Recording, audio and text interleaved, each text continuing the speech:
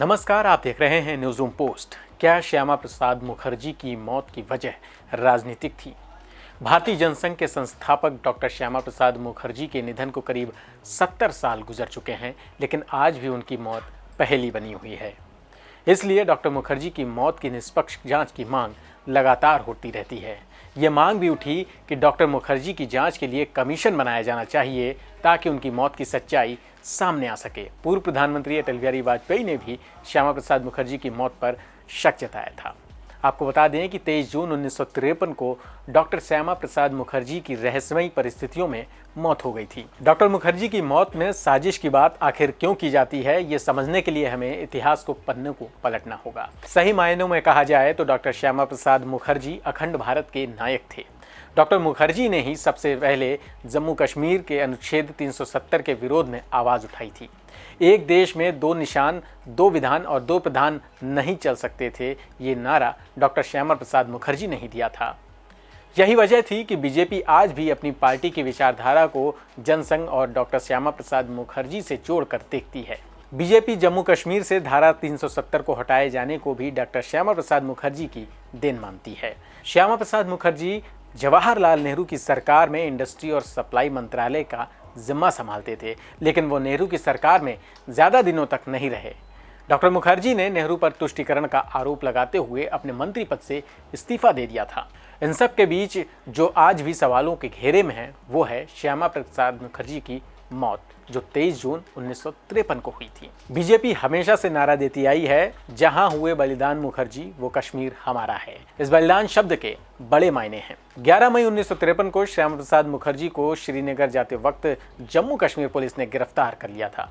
उस समय जम्मू कश्मीर में शेख अब्दुल्ला की सरकार थी। गिरफ्तारी के बाद मुखर्जी को पहले श्रीनगर सेंट्रल जेल भेजा गया, फिर वहां से शहर के बाहर एक कॉटेज में ट्रांसफर कर दिया गया, जहां उन्हें करीब 1 महीने तक रखा गया। इस दौरान श्यामा प्रसाद मुखर्जी की सेहत लगातार बिगड़ रही थी। उन्हें बुखार था और पीठ में भी दर्द हो रहा था। डॉक्टर मुखर्जी की मेडिकल जांच में पाया गया कि उन्हें प्लूराइटिस नामक बीमारी है। ये बीमारी उन्हें पहले भी 2 बार हो चुकी थी। इस बीमारी के बाद श्यामा प्रसाद मुखर्जी को जो इंजेक्शन दिया गया उसको लेकर भी कई सवाल खड़े होते हैं। दरअसल मुखर्जी को स्ट्रेप्टोमाइसिन का इंजेक्शन दिया गया। वहां के डॉक्टर अली मोहम्मद ने श्यामा प्रसाद मुखर्जी को स्ट्रेप्टोमाइसिन का इंजेक्शन दिया था। सबसे चौंकाने वाली बात यह है कि श्यामा प्रसाद मुखर्जी ने डॉक्टर अली को बताया था कि उन्हें ये इंजेक्शन सूट नहीं करता था, फिर भी डॉक्टर अली ने उन्हें भरोसा दिलाकर ये इंजेक्शन दिया था।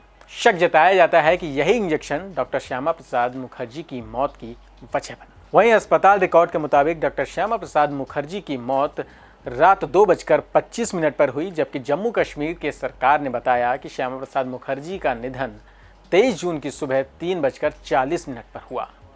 हिरासत में डॉक्टर श्यामा प्रसाद मुखर्जी की रहस्यमयी तरीके से हुई मौत पर पूरे देश में हंगामा मच गया। कई नेताओं ने मुखर्जी की मौत की निष्पक्ष जांच कराए जाने की मांग की थी। मुखर्जी की मां जोगमाया देवी ने भी प्रधानमंत्री नेहरू को इसकी मांग करते हुए चिट्ठी तक लिखी थी, लेकिन जवाब में नेहरू ने यही कहा था कि मुखर्जी की मौत कुदरती थी, कोई रहस्य नहीं कि जांच करवाई जाए। नेहरू ने भले ही श्यामा प्रसाद मुखर्जी की मौत की जांच कराने से इनकार कर दिया हो, लेकिन उनकी मौत कई सवाल उठाती है। सबसे पहला सवाल तो यही है कि डॉक्टर मुखर्जी को जेल से ट्रांसफर करके एक कॉटेज में क्यों रखा गया था।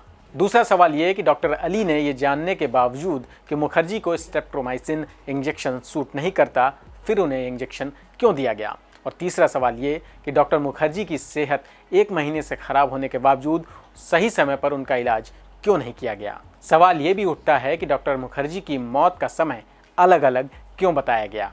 बताया जाता है कि 2004 में अटल बिहारी वाजपेयी ने श्यामा प्रसाद मुखर्जी की मौत की वजह नेहरू कॉन्स्पिरेसी को बताया था। डॉक्टर मुखर्जी की मौत के साथ ही कुछ और नेताओं की मृत्यु भी आज रहस्य बनी हुई है, चाहे नेताजी सुभाष चंद्र बोस की मृत्यु हो या फिर पूर्व प्रधानमंत्री लाल बहादुर शास्त्री की ताशकंद में हुई मौत हो या फिर पंडित दीनदयाल उपाध्याय की मृत्यु। इन सभी मौतों के पीछे रहस्य बना हुआ है, जिसकी सच्चाई आज तक देश की जनता को मालूम नहीं है। इस वीडियो में इतना ही। नमस्कार।